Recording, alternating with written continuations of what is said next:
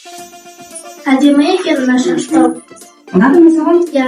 Жарайды, жақсы. Әке, шашбауды сенің шашына тағайын. Шашбауды қызым шашты бөлу үшін пайдаланады. Бұл бау мен әдемі әсем бұйымдардан жасалады. Шаш мықты болу үшін, ұзын әдемі өсу үшін қазақтар қыздарға шашбау таққан. Жалпы шашбауды үлкен әжелер де тағатын болған. Бұл жинақ болу үшін пайдаланатын бұйым. Әйел адамдардың жас ерекшеліктеріне қарай сәндеп отырған жас қыздарға бүлдіршіндерге арнап әдемілеп, сәндеп, моншақпен түрлі қымбат тастармен әшекейлеген.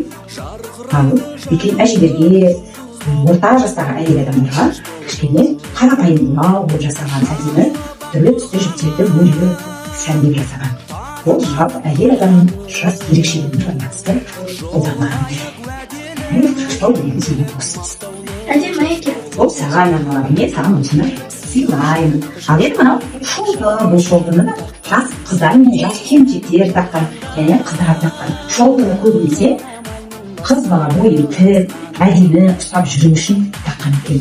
Шолпысы сыңғырлап, қыздар келе жатқанда үйдегі үлкендер, артық ауыз, ұрыс-керіс, бір-біріне қалжыңдасып айтатын әңгімелерін тыйған. Қыз баланы қазақтар өте қатты құрметтеген. Сондықтан да қыз баланың шолпысының сыңғыры естілген кезде бәрі өзін тәрбиелеуге, дұрыс ұстауға үлкендер тырысқан екен. Бұл екеуін де саған арнадым, саған арнап ұсақ қадір жинап келген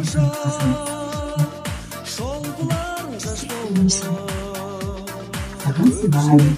Ризасың ба? Иә. Ендеше әдемі болып шолпыңды